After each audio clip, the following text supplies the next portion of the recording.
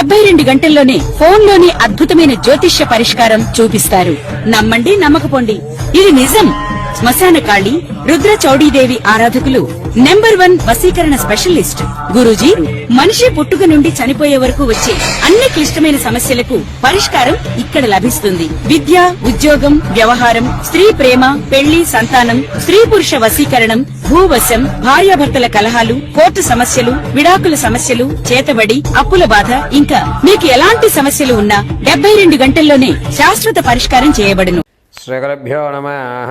హరి ఓం. శ్రీ మహాగణాధిపతే నమః. శ్రీ మహాసరస్వత్యై నమః. శ్రీగురుభ్యో నమః. హరి ఓం. అందరికీ కూడా నమస్కారం. గణపతి నవరాత్రులు తదనంతరం నుంచి కూడా జరిగేటువంటి రోజుల్ని 15 రోజుల్ని కూడా మహాలయ పక్షాలుగా పిలుస్తూ ఉంటారు. ఈ మహాలయ పక్షాలు అనేటువంటివి ఏమిటి, దీన్ని ఎవరు ఆచరించాలి, ఆచరిస్తే జరిగేటువంటి ఫలితం ఏమిటి, అసలు మహాలయ పక్షాల్లో తర్పణలు వదలకపోతే జరిగేటువంటి దోషం ఏమిటి, ఎవరు ఈ మహాలయ పక్షాల్ని ఏ విధంగా ఆచరించాలి అనే విషయాన్ని తెలుసుకుందాం. ముందుగా మహాలయ పక్షాల్లో అత్యంత ప్రతిష్టాత్మకమైనటువంటి, అడిగింది లేదు అనకుండా ఇచ్చేటువంటి కర్ణుడు కాలం చేసిన తదనంతరం యమధర్మరాజు అతనికి అన్ని ఏర్పాట్లు చేసి భోజనాది దప్పిక తీర్చుకోవడానికి నీళ్లను మాత్రం ఇవ్వలేదట. ఇవ్వకపోవడంతో ఇదేమిటిది, అన్నీ ఉన్నాయి కానీ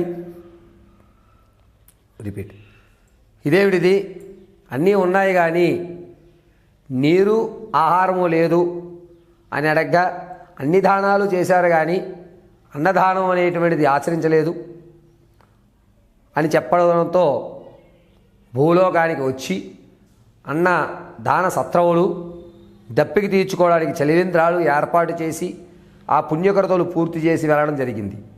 అప్పటి నుంచి కూడా ఎవరైతే మన పూర్వీకులు కాలం చేసినటువంటి తిథి తెలియకపోతే ఈ మహాలయ వక్షాల్లో మనం తర్పణలు వదలడం వల్ల పితృదేవతామూర్తులకి పైన ఉన్నటువంటి పెద్దవారికి కూడా నీరునిచ్చేటువంటి అవకాశం కర్ణుడు మనకి కలగజేసినటువంటి మహద్భాగ్యంగా చెప్పుకుంటారు.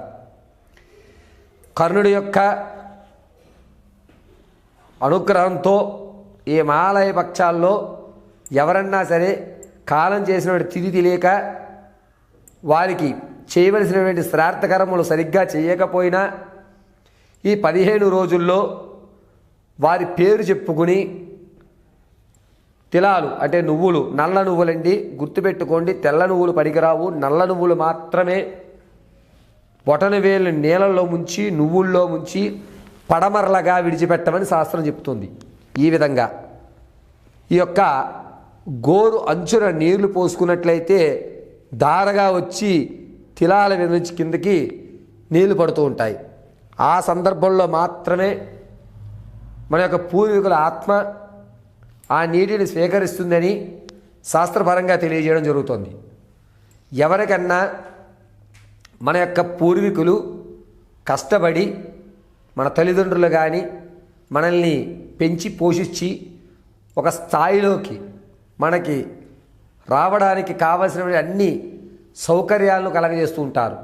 అటువంటి పెద్దవాళ్ళకి సంవత్సరంలో ఒక్క రోజన్నా సరే వారి చనిపోయినటువంటి రోజున వారి పేరు మీద ఓ 10 మందికి అన్నదానం కానీ లేదా వస్త్రదానం కానీ లేదా వారి పేరు చెప్పుకుని ఏదన్నా ఒక దానాన్ని కానీ చేయమని చెప్తారు.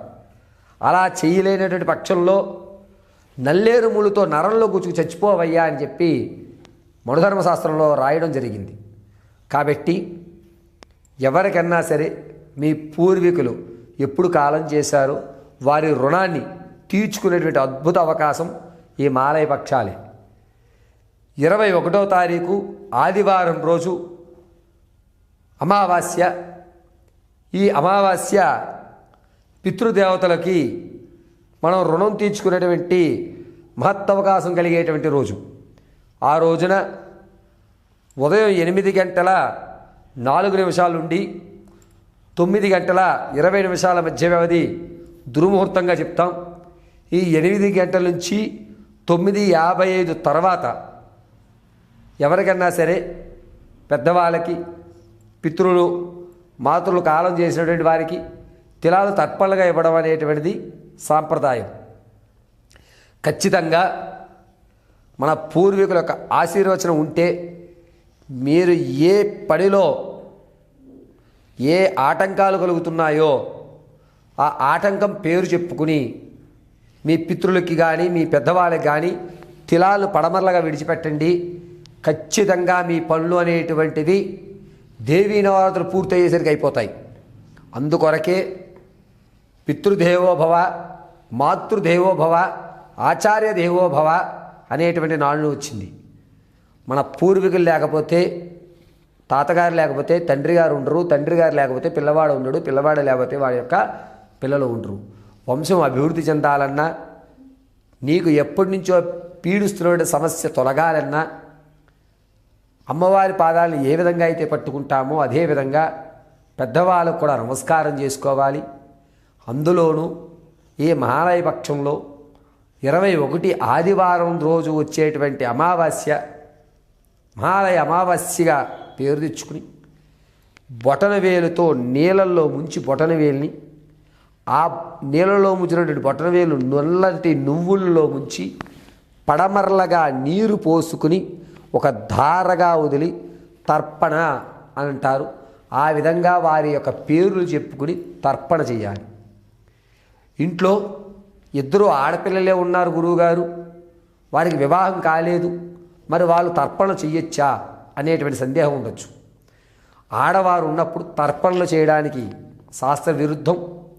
కాబట్టి అటువంటి వారు స్వయం పాకాన్ని బ్రాహ్మడికి కానీ లేదా బాగా ఆకలిగా ఉన్న వ్యక్తికి అన్నం పెట్టి కూర్చోబెట్టి అన్నం పెట్టి అతను తృప్తిగా భోంచేసే అంతవరకు కూడా ఉండి మీ యొక్క పూర్వీకులకు నమస్కారం చేసుకోండి. ఇక 2 అమ్మాయిలు ఉన్నారు మా ఇంట్లో, పెద్ద అమ్మాయికి వివాహం అయిందండి, అల్లుడుగా చెయ్యొచ్చా అనేటువంటి సందేహానికి అల్లుడు కొడుకుతో సమానం కాబట్టి ఇంటికి పెద్ద అల్లుడు తను మనస్ఫూర్తిగా నేను చేస్తానండి అంటే కనుక అంతకుమించి మహద్భాగ్యం ఉండదు. 10 సత్యనారాయణ స్వామి వ్రతాలు చేయడం కంటే ఒక యాగం చేయడం మంచిది. ఒక యాగం చేయడం కంటే ఒక అనాథ శవానికి అంటే పార్థవ దేహం ఎవరో తెలియనటువంటి పార్థవ దేహానికి అంత్య సంస్కృతులు కానీ లేకపోతే మన కుటుంబంలో విచ్ఛిన్నమైపోయిన తర్వాత తెలియనటువంటి వారికి మనం తర్పణలు వదలడం కానీ అత్యంత శుభసూచకం. పరమశివుడు అనుగ్రహిస్తూనే మనల్ని రక్షించడానికి, పరమశివుని యొక్క పూర్తి అనుగ్రహం మనం పొందడానికి ఉన్న ఏకైక మార్గం ఈ తర్పణలు వదలడం. నీకు తెలియని వ్యక్తికే నువ్వు తర్పణ వదులుతున్నావు అంటే నీ వాళ్ళు నువ్వు ఎంత జాగ్రత్తగా చూసుకుంటావని పరమశివుడు ఎప్పుడు మన ఇంట్లో కొలువు తీరుతూ మన చుట్టూ ఉంటూ మనకి కావలసినటువంటి అన్ని సౌకర్యాలు ఆయన కలగజేసేటువంటి అవకాశం లభిస్తుంది. కాబట్టి మహాలయ పక్షం 21వ తారీఖు ఆదివారం రోజు ఈ అవకాశాన్ని విడిచిపెట్టుకోకండి. చక్కగా 9:55 తర్వాత సమయం కూడా చెప్తున్నాను, 9:55 ఆదివారం 9:55 తర్వాత మీరు తర్పణలు విడిచిపెట్టండి. శుభస్య శీఘ్రంగా ఉన్నతమైనటువంటి స్థితిగతులు పొందడానికి ఆ పరమశివుడు మిమ్మల్ని ఎల్లవేళలా రక్షిస్తూ ఉంటాడు. ఈశ్వరానుగ్రహం కలుగునుగాక. శ్రీగురుభ్యో నమః. హరి ఓం. ఆపదామపహర్తారం ధాతారం సర్వసంపదాం లోకాభిరామం శ్రీరామం భూయో భూయో నమామ్యహం. సర్వమంగళమాంగళ్యే శివే శర్వార్ధజాతకే శరణ్యే త్ర్యంబకే దేవి నారాయణీ నమోస్తుతే. అక్టోబర్ నెలలో మేషరాశి వారి యొక్క ఫలితాలు ఏ విధంగా ఉంటాయి?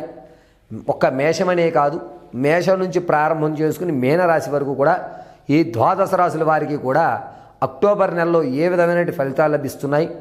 ఈ నెలలో అయినా సరే మీరు అనుకున్న పనులు పూర్తవుతాయా లేదా? ఆరోగ్యం కుదుట పడుతుందా?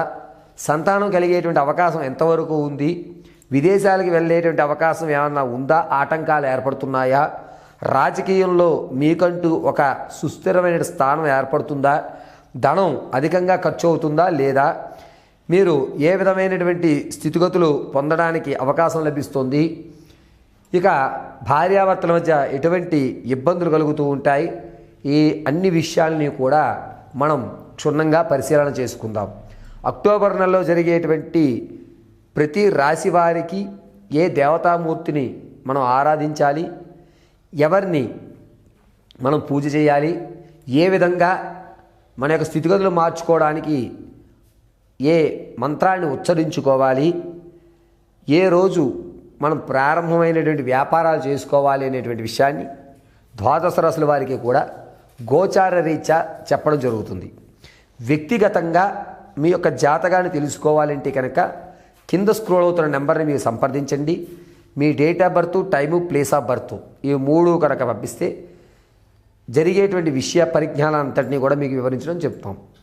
కొంతమందికి డేట్ ఆఫ్ బర్త్ తెలియదు గురువుగారు, ఎప్పుడో జనించాం అన్నటువంటి వారు మేము అడిగేటువంటి కొన్ని ప్రశ్నలకు సమాధానం, అదేవిధంగా మీ యొక్క ఫోటో, అవి రెండూ కూడా మీరు చెప్పగలిగితే మీ జీవితంలో జరిగేటువంటి మార్పులు ఏమిటి, స్థిరత్వం ఎప్పుడు ఏర్పడుతుంది, స్వగృహాన్ని ఎప్పుడు కొనుగోలు చేయగలుగుతారు, ఎప్పుడు ఆర్థికంగా మీరు నిలబడతారు, ఆరోగ్య సమస్యల నుంచి ఎప్పుడు బయటపడతారు, సంతానం ఎప్పుడు కలుగుతుంది, అసలు జీవితంలో ముందుకు వెళ్ళేటువంటి అవకాశం ఉందా, దీన్నే కొనసాగిస్తారా, ఇంకెన్ని రోజులు మేము ఈ బాధలు పడాలి, ఈ పూర్తి మీ సమస్య అన్నిటికీ కూడా సమాధానం కింద ఉన్నటువంటి నెంబర్ని మీరు సంప్రదించినట్టయితే కనుక మీరు తెలుసుకోవడం అనేటువంటిది ఈజీ అవుతుంది.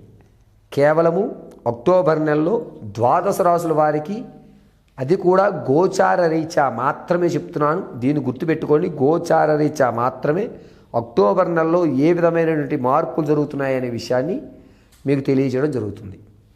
తదుపరి మకర రాశి. మకర రాశి వారికి ఈ నెల శారీరకమైన ఇబ్బందులు ఎక్కువ కలుగుతుంటాయి. చికాకులు అనేటువంటి రావడం, కొన్ని రోజులు నాకు తెలిసి ఒక 7 నుంచి 8 రోజుల వరకు మంచానికే అంకితం అవ్వడం జరుగుతుంది. అది జ్వరం వల్ల కానీ, లేదా శరీరంలో ఏదో తెలియనటువంటి వ్యాధి వల్ల కానీ హాస్పిటల్కి ఎక్కువ తిరుగుతూ ఉంటారు మకర రాశి వారు ఈ నెలలో. రాజకీయ నాయకులకు అధికారుల నుంచి ఒత్తిడి ఎక్కువ అవుతుంది. నేను ఈ పార్టీలో ఉండను అనేటువంటి నిర్ణయం మీరు తీసుకుంటుంటారు. విద్యార్థుల విషయానికి వస్తే కనుక జ్ఞాపశక్తి పెరుగుతుంది. మీ ప్రత్యేకత అనేటువంటిది అందరూ గుర్తించడం జరుగుతుంది. రియల్ ఎస్టేట్ కానీ, స్టాక్ మార్కెట్లో కానీ ధనం వెచ్చించే వారికి మాత్రం అక్టోబర్ 20వ తారీఖు నుంచి 26వ తారీఖు వరకు కూడా మంచి వ్యవస్థ నడుస్తుంది. ధనం నష్టపోరు. వ్యాపారం ప్రారంభం చేద్దాం అనుకున్నటువంటి వారికి మాత్రం చక్కగా పరోక్షంగానే చేయండి, ప్రత్యక్షంగా చేయొద్దు. అది కూడా అక్టోబర్ నెల 11వ తారీఖు నుంచి 18 మధ్యలో కనుక వ్యాపారం ప్రారంభం చేయండి. ఆ వ్యాపారం కూడా కోళ్ళ పరిశ్రమ కానీ, ఈ నూనెకి సంబంధించిన దగ్గర కానీ, ముడి పదార్థాలకు సంబంధించి కానీ, కాస్మెటిక్స్కి సంబంధించి కానీ చేయండి. కలిసి వచ్చేటువంటి అవకాశం ఎక్కువ లభిస్తుంది. అయితే మకర రాశి వారు భార్యాభర్తల మధ్య ఏదైతే గొడవలు నడుస్తున్నాయో అవి ఇంకాస్త పెరిగే అవకాశమే తప్ప తగ్గే అవకాశం ఎక్కడా కనిపించడం లేదు. తాత ముత్తాతల నుంచి సంభవించే కోర్టు సంబంధించిన వ్యవస్థలు ఏవైతే ఉన్నాయో అవి ఈ నెల కూడా వాయిదా పడేటువంటి అవకాశం ఎక్కువ లభిస్తుంది. పైగా విదేశాలకు వెళ్దాం అనుకున్నటువంటి వారికి విలువైన డాక్యుమెంటరీ కనిపించక మీరు చికాకు పడేటువంటి అవకాశం ఎక్కువ లభిస్తుంది. మానసికంగా కురింగిపోయేటువంటి అధికారమే ఎక్కువగా లభిస్తుంది. మకర రాశిలో ఉన్నటువంటి ఆడవారు సంతానం కొరకు ఎవరైతే చూస్తున్నారో వారికి సంతానం కలిగే అవకాశం ఎక్కువ లభిస్తుంది. ప్రసవానికి ఎవరైతే ఉన్నారో వారు పుత్రికా సంతానానికి కలిగే అవకాశం ఎక్కువ లభిస్తుంది. ఎవరైతే వివాహానికి చూస్తున్నారో ఆ సంబంధమైనటువంటి వ్యవస్థ కొంచెం చికాకు గడుపుతూ సర్లే తర్వాత నెల చూద్దాం, ఈసారికి ఆగిపోతాం అనేటువంటి ఒక నిర్ణయం తీసుకుంటుంటారు. మకర రాశిలో ఉన్నటువంటి వారు ఈ యొక్క స్థిరాస్తి ఏదైతే ఉందో దాన్ని అమ్మేసుకోవడం, మీ దగ్గర విలువైన వస్తువులు ఇవి నాకు అవసరం లేదు, నాకు మనసు ప్రశాంతమైన జీవితం కావాలి, దైవ సంబంధితమైన కార్యక్రమాల్లో నేను ఉండాలి అని ఆధ్యాత్మిక కోణం వైపు తిరిగేటువంటి అవకాశం ఎక్కువ లభిస్తూ ఉంటుంది. ఇక మకర రాశిలో ఉన్న వారి ఆరోగ్య పరిస్థితికి వస్తే కనుక ఈ తొడభాగం దగ్గర నుంచి మోకాలు, శీలమండలు, పిక్కలు ఈ భాగాలన్నీ లాగడం లేదా కాస్త ఉబ్బడం, నీరు పట్టింది అంటారు చూసారా, ఆ విధమైనటువంటి వ్యవస్థలకు రావడం, నడుస్తున్నప్పుడు ఈ మోచెప్పల వద్ద గమ్ము లాస్ అవ్వడం అనేటువంటిది కానీ, మోకాలకు సంబంధించిన ఇబ్బందులు కానీ, పిక్కలు లాగడము, దాంట్లో ఉన్నటువంటి నరాలు చిట్లడం అనేటువంటి వ్యవస్థ ఎక్కువ నడుస్తూ ఉంటుంది. మకర రాశి వారు నడిచేటప్పుడు లేదా వాహనంలో చేసుకున్నప్పుడు చాలా జాగ్రత్తగా ఉండాలి. మీ తప్పిదం లేకుండానే జారిపడి కాళ్ళకు సంబంధించిన ఇబ్బందులు అనేవి ఎక్కువ లభిస్తూ ఉంటాయి. కాబట్టి నడిచేటప్పుడు, ప్రయాణాలు చేసేటప్పుడు చాలా జాగ్రత్తగా మీ దృష్టిని నేల మీద కానీ, మీ యొక్క ప్రయాణం మీద కానీ పెట్టుకోండి. ఇతరులు చేసిన తప్పిదం వల్ల మీరు శిక్ష అనుభవించేటువంటి వ్యవస్థలు ఎక్కువ నడుస్తున్నాయి. ఇప్పటి వరకు మకర రాశి వారికి నేను గోచార రీత్యా మాత్రం తెలియజేశాను. వ్యక్తిగతమైన జాతకాన్ని తెలుసుకోవడానికి కింద స్క్రోల్ అవుతున్న నెంబర్ని సంప్రదించండి. గోచార రీత్యా మీరు మీ యొక్క స్థితిని మార్చుకోవడానికి, మీ యొక్క పరిస్థితిని సక్రమం చేసుకోవడానికి దీని యొక్క పరిష్కారం చెప్తున్నాను, శ్రద్ధగా వినండి. ప్రతి నిత్యము కూడా చక్కగా బెల్లం ముక్క గణపతికి నైవేద్యం సమర్పించి, గణపతి ఎదురుగా ఎర్రటి ఒత్తుతో ఆవదంతో దీపారాధన గావించి, బెల్లం ముక్క గణపతికి నైవేద్యం సమర్పించి, అందరి సగభాగాన్ని ఏదన్నా చీమలకు పెట్టి తదనంతర సగభాగాన్ని మీరు తీసుకోండి. చక్కగా శుభంగా ఉంటుంది. అయితే ఈ నెలంతా కూడా చందనాన్ని మాత్రమే ధరించడం ఈ యొక్క మకర రాశి వారికి చాలా మంచిది.